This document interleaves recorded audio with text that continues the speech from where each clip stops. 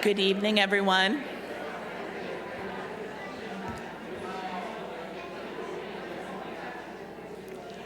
I'm Beth Gulnick, Associate Curator here at the Art Center, and I'm delighted to welcome you all to this conversation between artist Firelei Báez and Des Moines Arts Center John and Mary Pappajohn Director and CEO Kelly Baum, held in honor of the stunning exhibition upstairs, Firelei Báez, which opened last night.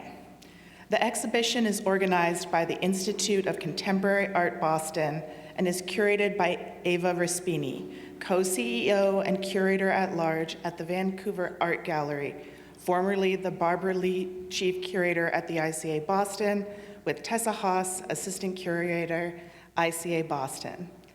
I'd like to thank the individuals and organizations that have made the realization of this exhibition possible. Major support has been provided by the Henry Luce Foundation and the Andy Warhol Foundation for the Visual Arts. Additional support was provided by Karen and Brian Conway, David and Jocelyn D'Annunzio, Matthew Gollin, the Kotsube Beckman Family Philanthropic Fund, Lise and Jeffrey Wilkes, and an anonymous donor.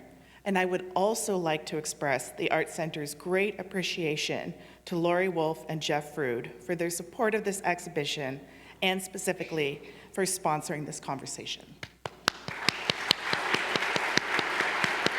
And I know that they are here with us this evening. Many members of the Art Center team have helped to realize this event, including our facilities, security, and communication teams. We are also immensely grateful to Jill Featherstone, Senior Director of Learning, Engagement, and Community Access, for facilitating this talk. We have been honored to have Firelei Báez with us during the last week and a half, and her vision and insight permeate the moments of surprise, wonder, and contemplation you can experience in our galleries. Báez casts diasporic histories into an imaginative realm, reworking visual references drawn from the past to explore new possibilities for the future. In exuberantly colorful works on paper and canvas, large-scale sculptures, and immersive installations, she combines representational cues that span from hair textures to textile patterns, plant life, folkloric and literary references, and wide-ranging emblems of healing and resistance. Often featuring strong female protagonists, Báez's portraits incorporate the visual language of regionally specific mythology and ritual alongside those of science fiction and fantasy, to envision identities as unfixed and inherited stories as perpetually evolving. And these empowering figures' eyes often engage directly with the viewer, asserting their individuality and agency within this state of flux. Born in Santiago de los Caballeros to a Dominican mother and a father of Haitian descent, Báez's concerns with the politics of place and heritage can be traced back to her own upbringing on the border between Hispaniola's two neighboring countries, whose long-standing history of tension is predicated in large part by ethnic difference. Her work ties together subject matter mined from a wide breadth of diasporic narratives. In addition to self-portraiture, past series have examined ciguapas, elusive and cunning female creatures from Dominican folklore, tiñones, head coverings worn by women of color that they were legally required to wear in 18th century New Orleans, and the iconography of the Black Panther movement. Báez often paints directly onto historical material, such as found maps, manuals, and travelogues, layering figures over them. By rendering spectacular bodies that exist on opposite sides of intersecting boundaries between human and landscape, for example, or those reinforcing racial and class stratification, she carries portraiture into an in-between space, where subjectivity is rooted in cultural and colonial narratives as much as it can be likewise become untethered from them. Firelei Báez received an MFA from Hunter College, a BFA from the Cooper Union School of Art, and studied at the Skowhegan School of Painting and Sculpture. Her work has been presented in many significant exhibitions, among them the inaugural installation of the ICA Watershed Boston, which traveled to the Momentary in Bentonville, Arkansas, and the 59th Venice Biennial. Recent solo presentations include exhibitions at the Louisiana Museum of Modern Art in Denmark, the Museum of Modern Art, the Studio Museum in Harlem, the Andy Warhol Museum, and the Perez Art Museum, Miami. Her work is included in many significant public and private collections, including the Baltimore Museum of Art, Crystal Bridges Museum of Art, San Francisco Museum of Art, the Tate Museum, and the Whitney Museum of American Art. And recently, a stunning painting has also joined the Art Center's collection through the generosity of the Coffin Fine Arts Trust and its trustees. And this work is currently on view in the I. M. Pei Sculpture Court. And now, without further ado, please join me in welcoming Firelei Báez and Dr. Kelly Baum to this stage.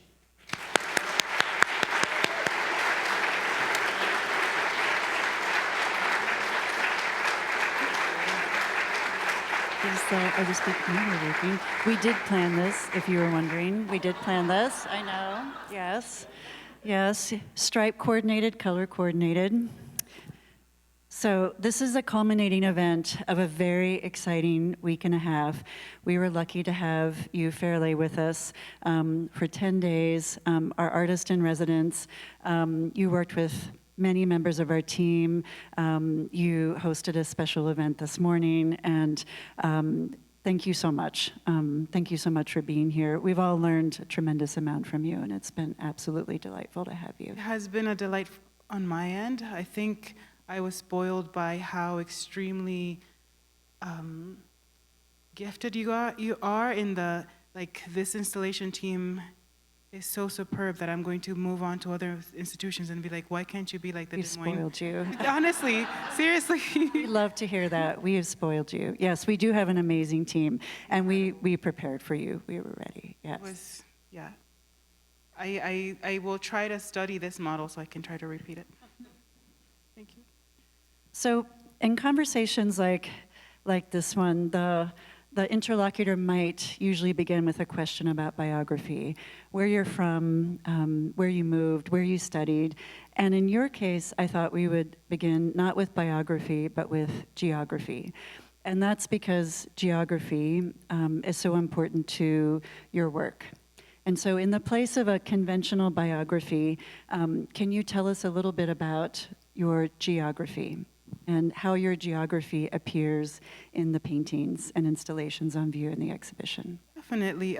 You guys just saw a painting that is the entrance to the exhibition, this figure that's being windblown and becoming this cornucopia.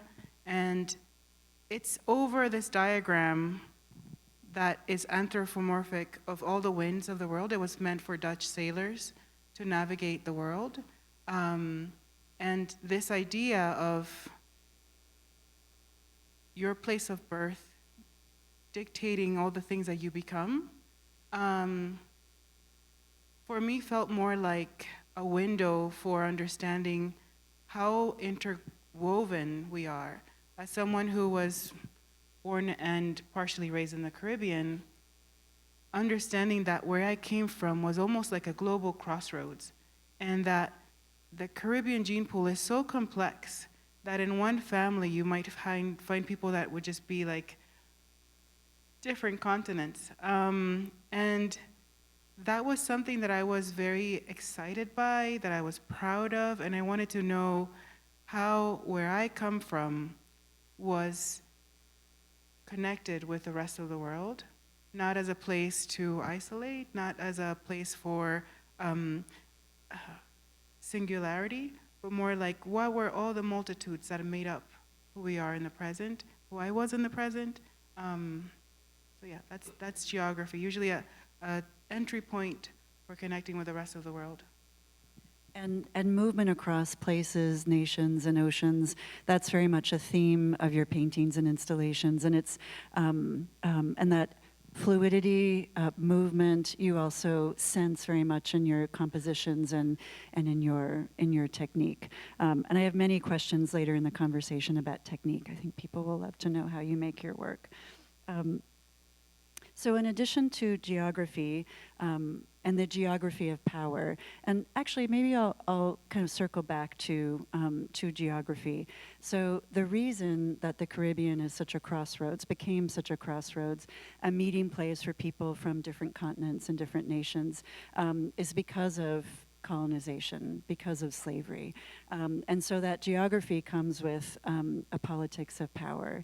And can you talk a little bit about how politics, the politics of power and colonialism, how it fueled migration and meeting, but also trauma and dislocation, and then how that is translated so powerfully into your work? Definitely.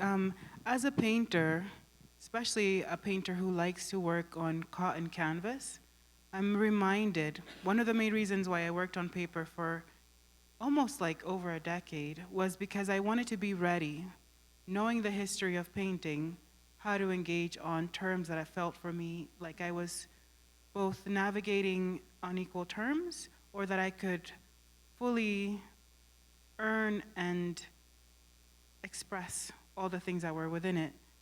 Canvas, the duct that you use to paint, is almost the same weight as you would have in a sail of a ship, and it's the same material that Degas would have depicted over a table being traded from the New World to France. It's something that, as a baseline, already was so loaded that if I added anything to it, it should either free from that history or remind you to anchor and then navigate from that point forward. So it's just this idea that even if I didn't try, even if I wasn't very pointedly giving documents that were about the ethics of power, about the care and love that it's required for surviving some of the machinations, our daily lives are already testament. The materials we use on a daily basis are clues for who we are, for the things that have been chosen before us, and that we can then choose to navigate to or from now. So the materials themselves have a history and a symbolism to them, just canvas itself. Just canvas itself, the choice of color. I love to engage, even just symbolically. There is, as you might have seen if you engage with social media, this trend for like cozy, meaning a range of grays, and it's called hygge, and that means that we have, as there's research that collectively as humans, we're actually losing our capacity to see color, and it's in the choice of having more metals in our design, and if you see anything even from like 1992 to the present, it's almost like a depletion of color, and it's called chromophobia, like this fear of color. And every day I make an artwork that is meant to remind of a specific sunlight, of a specific way of being.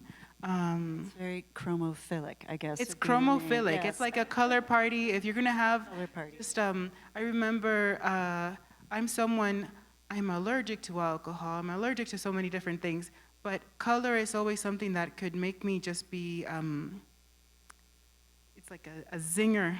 And I wanted to have that energy boost just from the act of viewing something to, there are so many subjects in it that are going to be either maybe not as known or a little bit, and sometimes a lot challenging.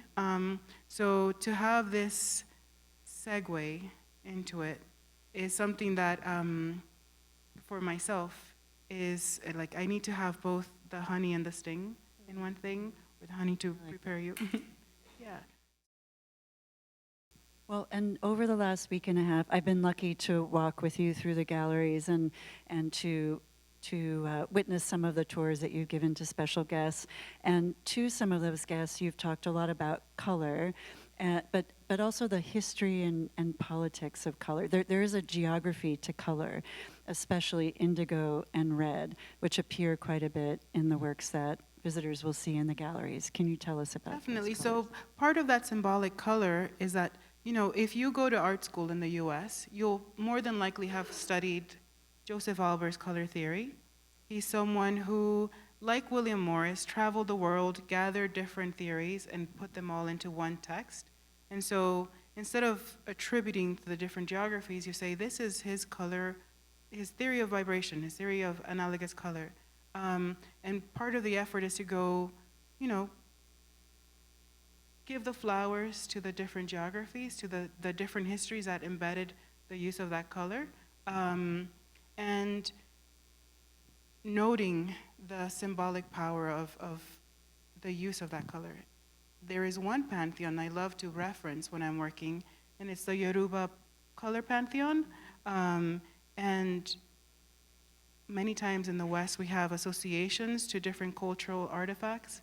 When we associate like the Virgin Mary blue, or like the sun god yellow, the King Louis Palace. But there are equally different color combinations. So like the energy for higher knowledge, almost like the Mercury of the pantheon, would be red and white. So being able to navigate in different points according to color, different gives different doorway to, if you know that color pantheon, you can come in on those terms. And if you don't, you come in into completely different terms, and you make that work with me. But for instance, the red and blue that you'll probably see all throughout, there's that blue room, the Drexia room, that is the color blue of Yemonja.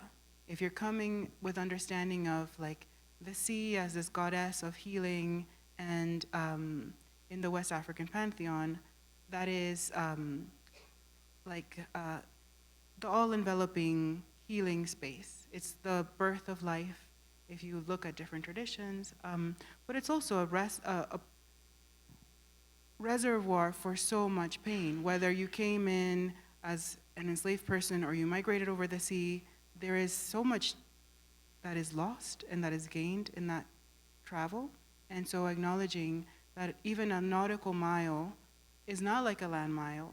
If you try to locate your lost one, it's a range of maybe 6 or 8 miles around that you'd have to go. So how do you both honor and acknowledge? So that Drexia room, though, is from 2 American DJs, 2 genius young men from Detroit. And so we're now, Firlei's talking about the installation Drexia Chrono Commons, and this is the installation that appears at the very end of the first gallery. And so tell everyone about the name. So if you've been able to, it feels like this rest space, this like place to just I don't know. Oh, there we go. Perfect there we timing. are. Perfect Yes. timing. So that room is like over a series of 9 albums, these 2 young DJs created this epic myth of a Black Atlantis. And it was trying to look at the very facts of American history, of global history, of the transatlantic slave trade, and understanding there was so much loss, there was so much of like people being thrown overboard for insurance value. So knowing those quantifiable facts, what are alternate spaces we can create for seeing potential for ourselves? So they basically created this point, or started from the point of like, what if those enslaved women who were pregnant, who were thrown overboard, what if they survived? What if their baby survived? What if they created this thriving Black Atlantis? What would their sound like? What would their joy sound like? What would their society be like? So we think a lot of times, what is the value of storytelling if it's not going to give you food, if it's not going to invent the technology, it's going to do, but one thing that it does do is open up your mind to say, what if? A lot of times humans are not able to do something until they think someone else did it before them. And if in that story you have the idea of, I can travel to space, I can create something superb, then you have this place of making, of being. So the Drexia myth. I think that question is so powerful, the what if question. And I sense that in so much of your work, it's the power of possibility. It's the power of an alternate future. And that's very present in Drexia Chrono Commons. The installation is anchored by 2 paintings. This is a very tough one. We had, well, there's so many stories, but the two paintings are symbolically pointing at different routes of understanding both the women of Drexia, the mothers of Drexia, but also the princesses of Sanssouci, which if you see that tilted wall sculpture, it's their home, what they would have, where they would have lived. And this is a palace in Haiti that was built in the 19th century. It is. Started in, yes, it's 19th. It's like very beginning. Sanssouci. So Sanssouci in French is, it means carefree, to be without a care. And the palace was made by the first king of Haiti for his family. And it's such a radical statement to say, I am creating a place of rest and joy when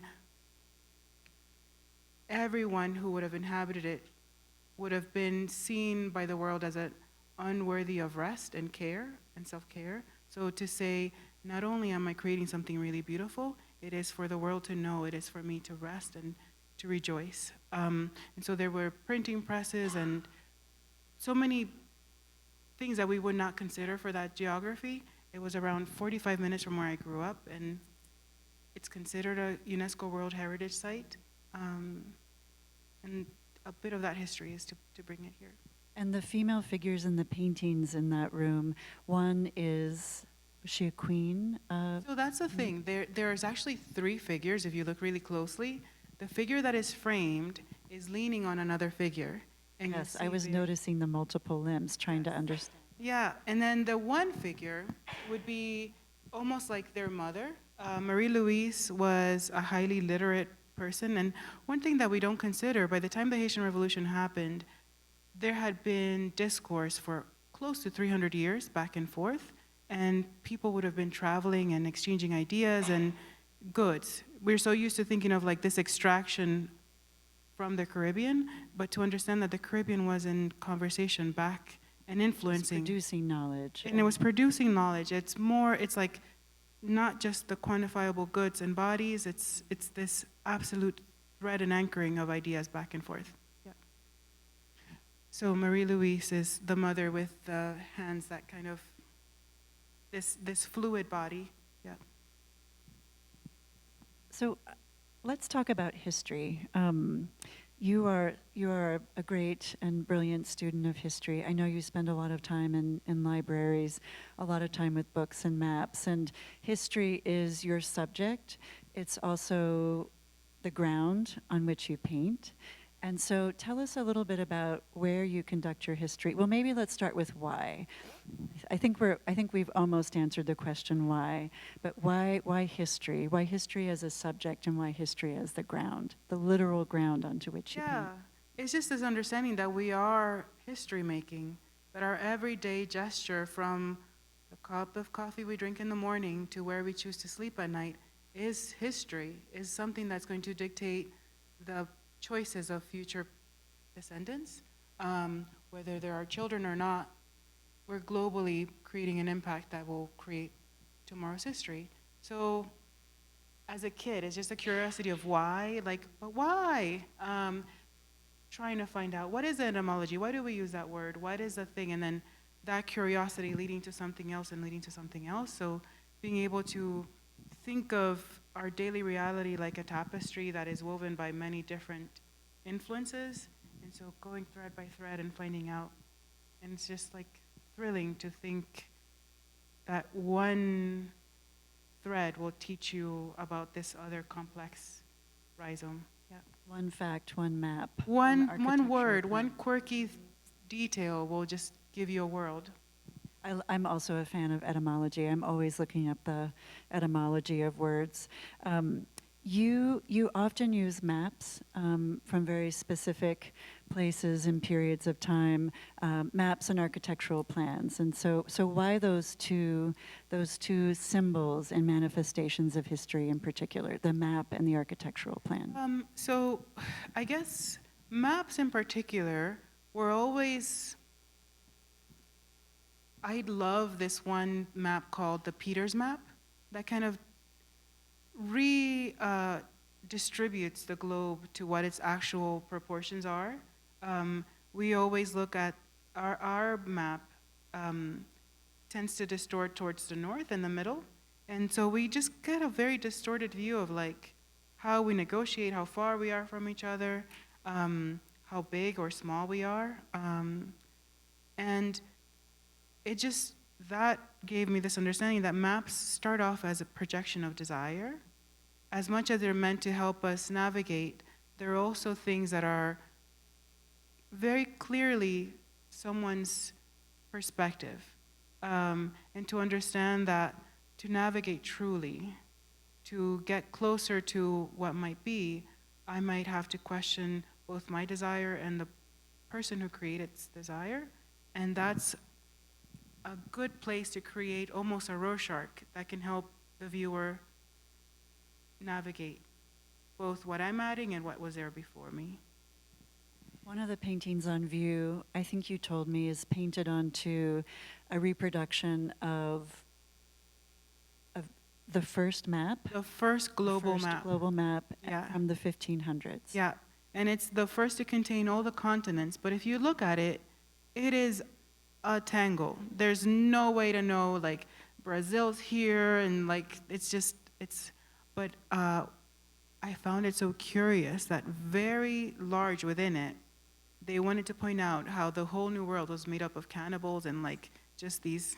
Those figures are, you leave them visible in your painting, these racist Yeah. representations of the inhabitants of the Caribbean. And there is just like, the imagination would go wild. There'd be vampires and unicorns next to a beaver and a moose, and you're like, which one's what?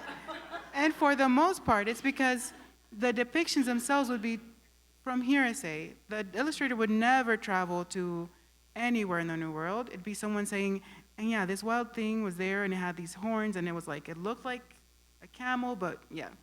So this understanding that the thing that was supposed to be most factual, like thing that captured the globe, was in itself so marred. And it's just not as a thing of like, haha, look how, because technically a lot of those people were a lot smarter than we are. But it's more this understanding that the more information we gather, the more we can share, the closer we are to seeing the world anew. Like, bees can see thousands of times more than we can. And so understanding, like, in getting comfortable with our limits, we can then open doorways for being more. Yeah. The way you intervene onto these maps and architectural plans, you paint figures, you paint seascapes. What is I think of your painterly additions as interventions and critiques of the politics of the power relationships represented in the images that serve as the ground. So tell us about the ground behind this. Definitely. So besides maps and diagrams, I liked gathering of information that was so revealing, like something like play, depending on who that play is directed towards, can be also revealing. So this was a deck of cards that was made for the French prince, the Dauphin, to both learn geography, but also to play at colonization. Like, what are the territories you can capture as you play? But I was doing this residency in the American Academy in Rome, and there are all these 4,000 years worth of horses, depictions of. So you'll see the horse of Marcus Aurelius and like St. Peter's horse from Caravaggio, all in like the expanse of like 2 miles. And in every single depiction, the horse is technically this bridled thing. It's nature controlled by man. And I thought, it's such hubris. It's gotten us into trouble to always be that controlling factor. Instead of understanding like we are one element of a larger state of being. And so I start most of my paintings as a pour on the ground. I choose certain symbolic colors to interact with that material, and then that pour will reveal something else. I'll pick out the figure from it. And in this one, I had done that one pour along with like maybe 7 others and covered up my whole floor of my studio. And So the canvas would be on the floor. yes, Instead of on a conventional easel, the canvas would be on the floor. definitely. And there are some images in the PowerPoint. You'll see images of Firelei pouring paint onto the canvas from It's cups. more like gallons of gesture, yeah. Nothing delicate. In the end, it becomes delicate, but you're like, I create always like, Tsunami of it's a tsunami, it's an ablution. It's an ablution of like, I'm contending with history. It's whatever my arms can reach, whatever, it's as much a portrait of my body at the time, but also of the environment. So, because it takes so long to paint, and sometimes acrylic itself will have a bit of sugar, so things will be drawn to it. It's like creatures. a little creature. Yeah. So that it's almost like for future geologists or future archaeologists to like find out what was in that environment at the time. It's a portrait of the environment itself in the materials. So there are like Italian dragonflies. If you come really closely, you'll see some of them in there, or whatever like little creatures wanted to be part of that painting. So when it dried, I put it up and I start seeing there's like about 100 horses in that painting. Just the more you look, the more horses you'll find. They've happened accidentally as a result of how you're I did pouring not paint. plan a single horse in that thing. There are so many, and at first you see like the rump of the one horse on the left, and I saw the painting of Caravaggio, and the tail is like down. I'm like, well, if he did it, why wouldn't I not do it? Like I should just follow his rules. He's already an amazing person. But in that pour, the tail of the horse is like whipping back and forth, and if I ignore a paintings, the painting is weaker if I look less. If I just like come and predetermine what it should be, I feel like I don't capture what the painting is like giving. So I had to go ahead and erase that one downward tail and come back in. So if you look closely, you'll see me painstakingly having to scrape away the paint I did so I can trust what it was giving, and then the tail whips back and forth. So it's, yeah, just picking out all the things that the painting was giving. That technique is so interesting because it involves a dialogue between chance, spontaneity, and deliberation. And so, but there are also paintings that include, where are we now? This is Chapel, actually, yes. Chance, that was such a great, like that's Des Moines giving gifts. Yes, these two paintings are in a gallery at the end of the IMP building. It's one of my favorite spaces in the exhibition, and I think I've talked to some of you, I've bumped into you in the galleries, people agree. But let's talk about, so I'm glad that these are up, because you also use a technique that involves collage. So you'll recycle parts of other paintings and add them into new paintings, which is part of what's happening here. So these, you see two figures, but these started as this like gorgeous pour, and part of creating something is learning what to let go of. And so there are parts that were like the most beautiful color that I had to just cover so that the legs could emerge. And then I will have masked, for instance, a certain area. I can peel off that whole layer of color and incorporate it into a future painting. So the walls of my studio are covered with different like giant stickers that might have been the ankle of one figure or like the side, yeah. So imagining that as much as you see, there's a lot that has been like taken out in order to make it. And those paintings are a great example of the cooperation of three techniques. So the pour, collage, recycling, but also highly realistic trompe-l'oeil. And so I'm curious to know when you decide to use the technique that involves illusionism. And I'm also interested in kind of trickery, subversion as a theme in your work. Well, And some people, there are works in the exhibition in which the hair in particular is so realistically rendered. People swear, that's hair. I swear that's hair. And each time I have to go to the medium line and confirm that you didn't just glue strands of hair. no, into yeah. the, no, so but they're rendered with such care and precision. I mean, it's a really meditative. Each one is a different brush stroke, and I've gotten a lot better at hair. This is, I see these and I'm like, This is a great, yeah. see the next one. There's gonna be, there's this one painting I'm pretty proud of. It's called Fruta Fina, and in that one, the hair feels like it's dimensional and in space. It's the shadows that technically do that. And a lot of times I'll do trompe l'oeil just to get you closer. It's more to make you realize that when we see paintings in particular, we have this training to think of them as psychic windows. It's like, you know, it's whatever your mind is projecting, and then you're not seeing that it's an object made of dirt and fabric and wood. And the closer you get, you realize, oh yeah, this is something that's in space just like me. I can engage both my mind and my body.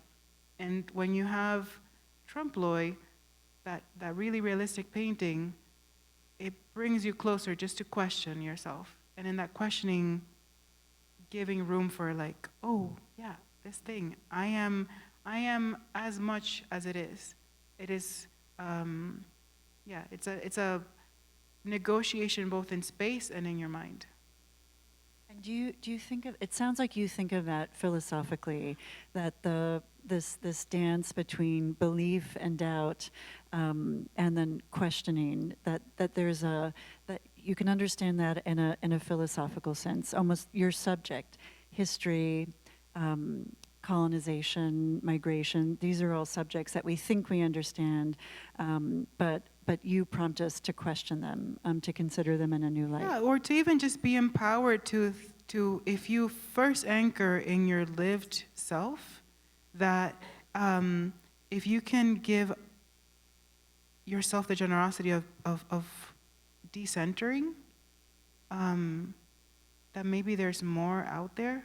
Like I know for myself. Centering in the sense that you step out of yourself. Identify. Yeah, step out of like whatever, even like being a little bit uncomfortable. Like imagining when you first step into a boat and that little bit of seasickness, and you like get acclimated, you get your sea legs, and suddenly you can traverse different spaces. So just sometimes that questioning will be just the Dramamine you need to travel and to The Dramamine you need to. yeah. So, yeah, all the different senses, engaging your senses so you can do that. This is a funny picture.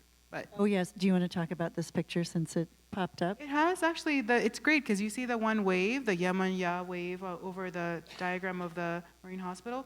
But that bridge, I will make it wherever I go, and that's one way to reach the middle of the painting. A lot of times when you're making these giant pores, it's easy enough if they're vertical, but if you have to reach out and you're like, you drop your brush in the middle of the canvas, you can like go through the through the middle of them. The next best thing would be if I had it mechanized and I could just be like back and forth.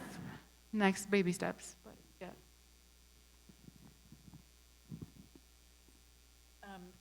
So speaking of technique, and actually the painting that's behind us, which is in the exhibition, I'd like to talk a little bit about fluidity, water, and movement. And so fluidity is very much an effect of your paintings, but water, the movement across oceans is also the subject.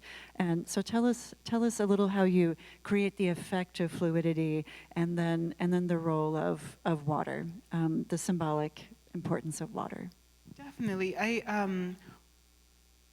Water has been, and I'm still in mystery of why water became such a identifier. Like it is something that is a through line in every work that I do, either in capturing the muscular flow of it from one end to the other, or just the crystalline deposits of it, which you see in the portraits that are in the hallway with all the works on paper. For me, water was a conduit for interiority. If you look at the portraits that are at the very beginning, that are just a color match to my forearm, they are addressing a very concrete part of American history, And that history in itself just seems so binding that I wanted to bring in the interiority, like what were the feelings, what were the emotions on that same day, and the fluidity of that water, of the medium, felt like a moment of freedom for it. But also just, it's something that because it self-levels, reveals the architecture I'm in.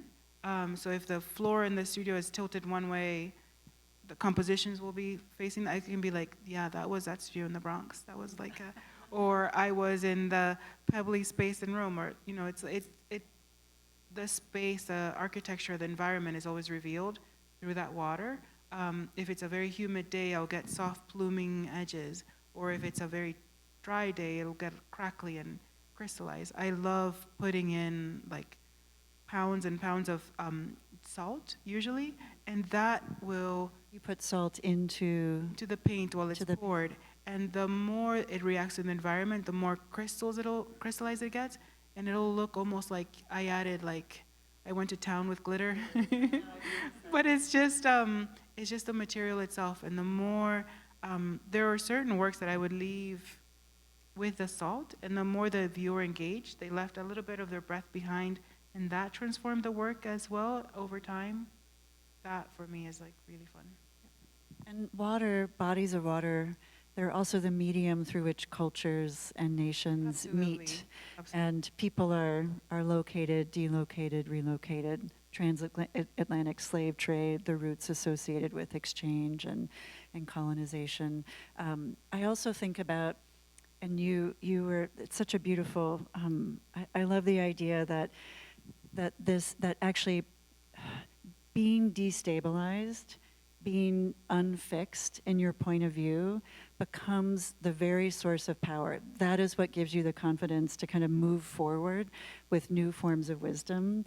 And so water is also an unfixing of boundaries, of constraints. Do you associate water with, and it sounds like you do, with freedom? I do, and it's also this idea of like, of entanglement, you know, particles that are free. You can have these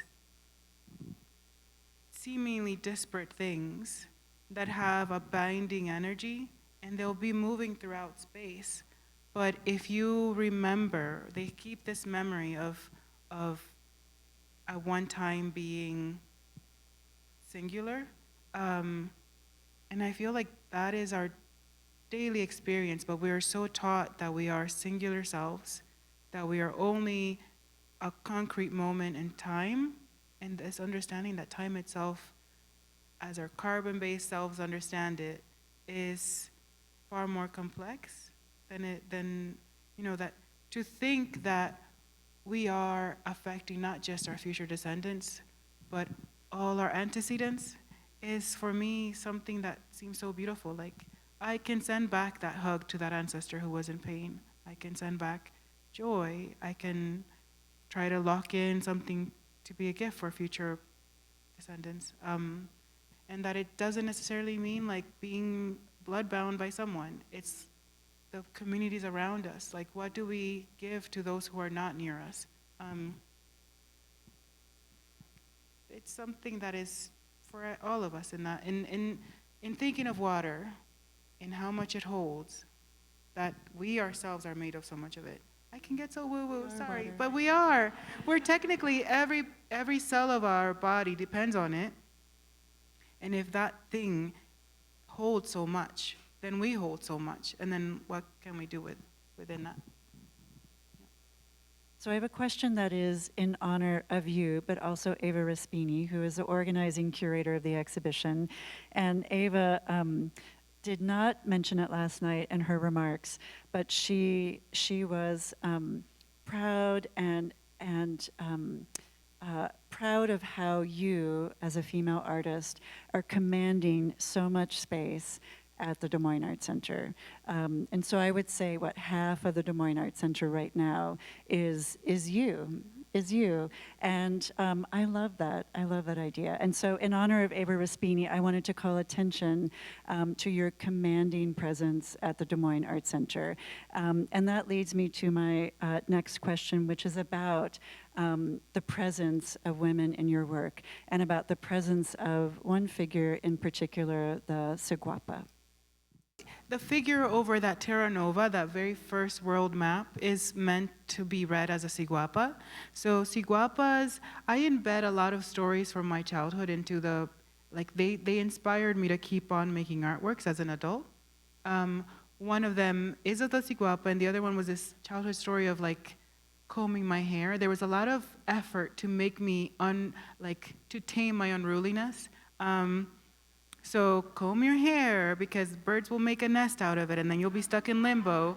So then you have the drawings with the birds. And the Siguapas were these, always told us like, this is the scary thing from the forest. If you don't behave, you'll be just like her.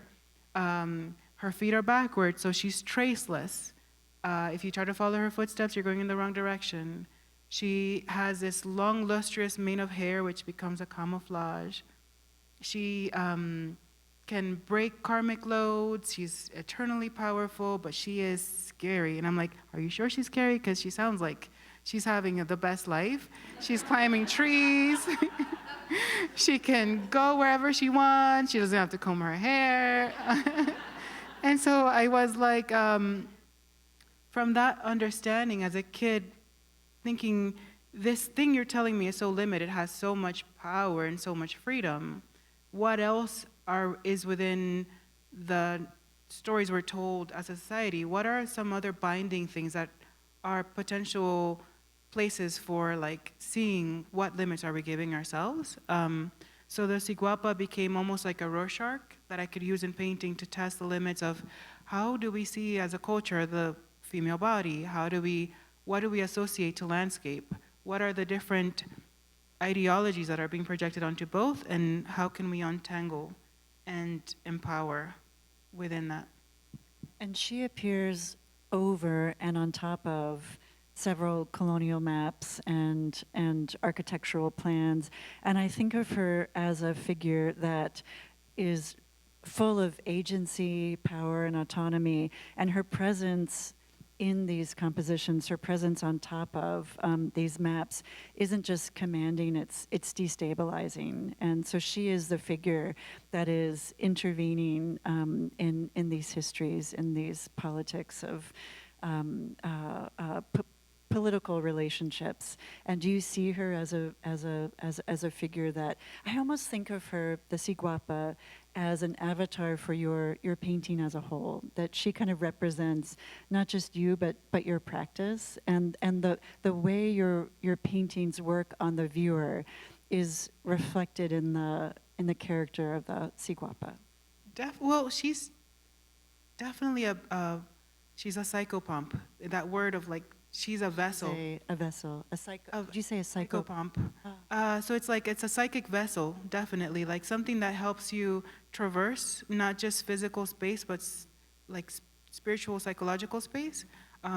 So at her best, this is a being or a vessel, a Rorschach, that helps you as a viewer navigate. And depending on how generous you are in the viewing, it's either a beautiful vase of flowers or a powerful thing that is able to face history. I give half, and you as a viewer give half, and that's what makes a painting. Before we turn it over to the audience, I want to ask you about hair.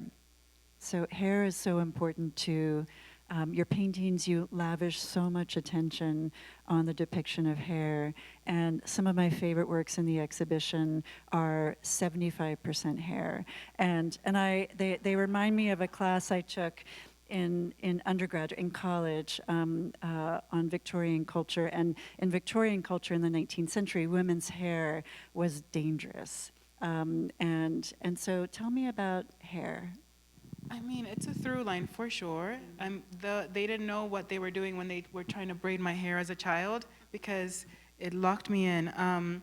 But this understanding of, especially coming from the Dominican Republic, people who know would really know how phenomenal the Dominican blow dry became. Like this idea of hair for women especially being a tool of navigation and empowerment, that you could engage the world on your terms, and if you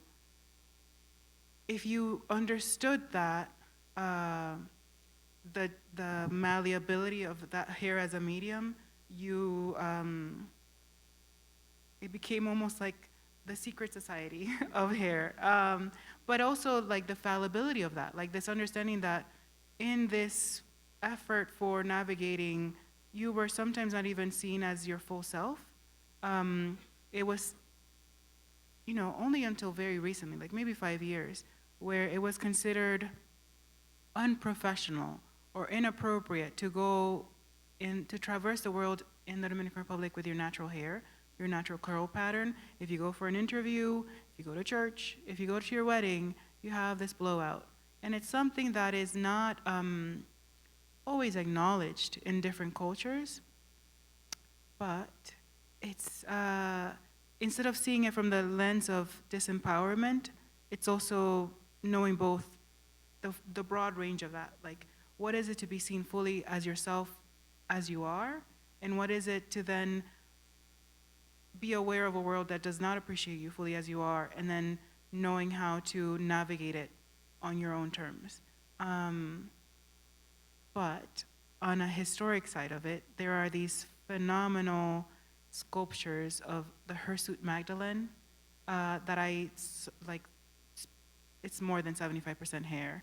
But before Mary Magdalene was kind of cleaned up in the Renaissance depictions and became kind of like, the sexy ingenue or whatever of paintings, or this temptress, she was this equivalent to John the Baptist. And you know how when St. John the Baptist went into the desert, he was like in these like woolen pelts, and she herself went through a mourning process, and in her journeys through that mourning, her grief was manifested in the hair in her body. And so what if it's not just this lustrous mane, but like all the hair that we consider obscene in a woman's body that is completely normal? So that Rorschach of what is the thing that even today we still cannot be comfortable with, and we are thousands of years later, what is the risk we take in misaligning with that natural hirsute body? And also just like, I think of that hair strand as my Yayo Kusama dot. It's just a meditative place where you're just adding strand by strand, and you enter this zone, and it's the most pleasant space of making, where you're just like timeless, free of space, time, and just making. And do you feel like with every strand of hair you add to the body or the head that you're adding power, adding agency to the figure? I'm not sure what it is, but I definitely will, like, I'm connecting. And if I think the power ultimately is on the viewers. For me, I can have what it charges me with, and it is a delight, and sometimes it's like torture, like, why are you not looking like how I want you to look? Or a challenge of, I am much better at hair now. But ultimately, I think there are moments that are captured. For instance, that one somersaulting figure over the trestle, that place that was a conduit of the Great Migration from the south to the north, I was not happy with that hair. But now the more time I spend with it, I'm like, yeah, those hairy butt cheeks are doing something. She's like, it creates this like visceralness that even if I didn't hit the mark exactly how I wanted, it was still effective. Yeah. Thank you. Yes, thank you so much, Firelei. I have so many more questions I could ask you, I Yeah, let's also not end wanted on to, what you no, said. I'm not going to keep going. I was really interested in the role of architecture in your work, arches, portals, passages, transitions, but I want to make sure that we have time to take some questions from the audience. We have one over here. Okay.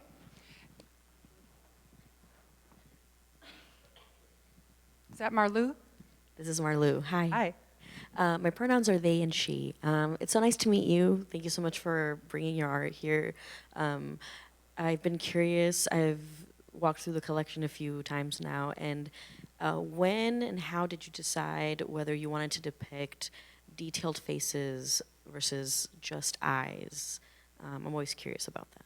Thank you. Yeah, I always found, especially in growing up in the Dominican Republic, in Latin America, we had this tradition of casta paintings, and they are these paintings that created literally a racial caste down to the 23rd or 24th degree, I forget what it was, but a highly articulated admixture that was supposed to go next to your saints and altars of where you were supposed to be in the world, who you were supposed to be in the world. And the words, the terms that were encoded into that are still like ghosts in the machine, almost. They're words that we use and throw about, like, that newscaster smile is so broad, it's so-and-so. So that meant that every part of the face was encoded with race and class.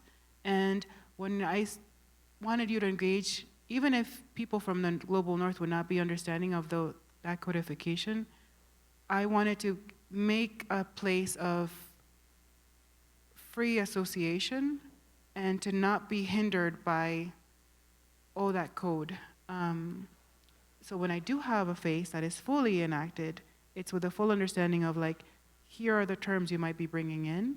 And the eyes being windows to the soul. If I wanted to give, especially in portraits that might be read in a specific way, I wanted to have that interiority.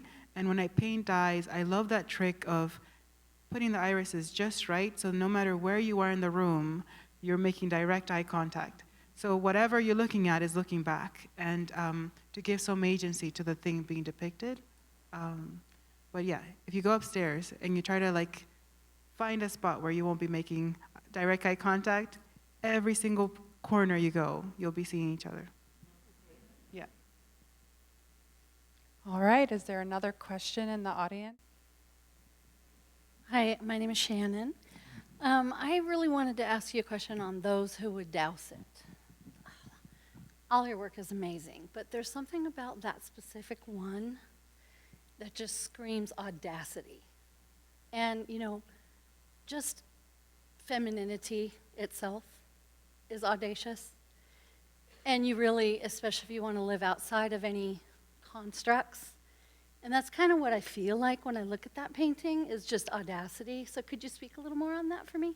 Definitely. So that painting was created at a time, well, Dominican history is audacious and sometimes very painful. But it was a point where there was a lot of tension between the Dominican and Haitian side. Both countries exist in one island called Hispaniola. And if you translate the name, it almost means like New Spain or Little Spain. And I wanted to give this moment of, like, independence into that. It's over this textile pattern. If you see the red marks at the bottom of the figure, that were meant to be,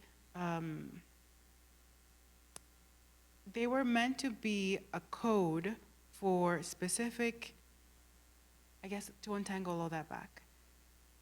When you look at paintings of cardinals in the 1600s, they would be wearing this, like, very beautiful saturated red, and that red, besides carmine, would be coming from these Mexican little bugs called cochineal red. So now when we have organic strawberry yogurt, for instance, it's usually those little bugs that are being crushed into it. That's why there's a sign that's, like, not fully vegan, or, you know, anyhow.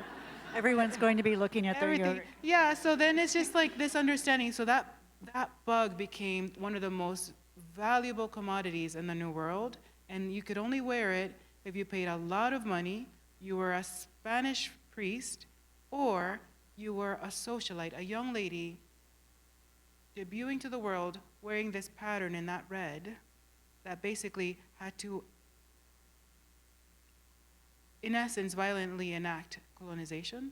So what is it to be this person, to be the new Spain, and to learn of that history and to divest from it, to separate from it, and come to yourself on new terms? So that's why these like flames of independence for Hispaniola, like what is it to let go of all that weighted history, which is impossible. You cannot separate from the history, but you can create new roads. This is such a tangent, but one of my favorite flowers is this poppy. It's called the egg yolk poppy from California. And if you look at it, it's like this dinner plate beauty, but it can only happen after a fire. The genes of that flower are only encoded to bloom as beautifully as it does after it experiences smoke. Some people will put artificial smoke and then try to like propagate them, but this beautiful thing, it only exists from that history. So like acknowledging both parts of that such intense beauty can come from such intensity. My name is Mary Chapman, and it was interesting about the question about the missing nose and the mouth, because that was going to be my question tonight, because I noticed in many of the faces that the nose and the mouth was missing, but the eyes were there. And I know in certain cultures, communicating with the eyes was used a lot. I know it's used a lot in certain cultures, and in our family, that across the room you could see the eyes of your mother, and that would communicate. So communicating with eyes, a feeling of without speaking. And so my question is, were you intentional? Because with the use of eyes, because they were different. You got different feelings because the eyes look different. Tell me about So use of I eyes. wanted to be as emotionally evocative as possible. For instance, in those portraits that you see on the right, they're all portraits of me, but if you know what it is like to go outside with a blowout on a humid day, you know that the gig is up. And so then just like reflecting all the range of emotion of just being in the world and knowing that your body at baseline is a hygrometer and you're like engaging on these different terms. There is this, whenever whenever you have like statues painted, the last thing that's painted is the eyes, because that's the last thing that will activate them, because we see ourselves, we as humans want to see ourselves in everything. That's why when you look at a socket on the wall, you're like, oh, that's a frowny face or that's a smiley face. Like, we see faces in everything. So the eyes are the very last window to the soul for us to really engage fully with something. So to not have eyes is its own act of veiling, of resistance, of allowing only so much to be engaged. So I always have the eyes, because at baseline, you will have that mirroring happening. Firelei, I'm really curious about like all of the layers, and I'm wondering if you're like studio, like what sounds you have. I know research is also really important. Are you listening to audiobooks? Are you listening to music? How is the layering in your studio space? That's a great question. I grew up with lots of plants around me. You guys are so lucky you have this like beautiful parkland and all this space to grow whatever you want. In New York, I'm in a very industrial space. So the first thing you'll see when you walk in is this like intense jungle. There's so many plants. I don't name them because I know every time I travel, I'm gonna probably several of them will die. And I'm just like, okay, not naming you, but going to keep you alive. And then it's a space that has to feel both welcoming and energetic, and like I can be at full ease so that when I am making, I can just be free. So half of the space is tidier to just rest. You prep food, if like books, all the books that I would want to read. And then the other side is this place for chaos. Like if I want to just pour 5 gallons of paint in the floor, I can do that. And there's always going to be, so I can only listen to podcasts and books if it's something that I'm repeating. If I have to create anything that's lyrical or that I have to flow, I can only listen to music. And if I merge the two, it'll mess up the marks. It's pretty incredible how to get in the zone, it usually has to happen with music. I love that. Thank you. Hi, I'm Dawson, and I wanted to ask you how you find purpose in your art and what things you do find purpose in and how you like show that in your art. That's about it. So art was always a thing that for me almost was like a survival tool. It was a place to, I grew up in a fairly conservative household where, you know, you were meant to be seen and not heard. And that was a place I could be really loud in or expressive or whatever I needed to just like, it was an energetic release. And at baseline, it doesn't matter if it's pretty, if it's ugly, if it's like whatever it is, it was a place where I could be in connection with the world and just like take it all out and be expressive. So it probably literally saved my life many times. We moved around so much. So every place I moved would become a place where I could, just by the act of painting, transform into whatever world I wanted it to be in. So that's the purpose of it, probably still till today. And it's just lucky that I get to share that with other people, because it's even if no matter where I was in the world, like I mentioned this morning how a lot of the works are usually the size of my wall at the time. I can trace what the size of my bedroom or my studio at that moment was by how big the composition was. Because I just find the biggest wall and then stretch out paper on it. Well, we are so glad that art is what you chose. I can speak for myself, and I think most of the folks here today, that people came in and just said, this show is absolutely stunning. And we really thank you for spending the evening with us. Thank you all for being here. Let's give Firelei.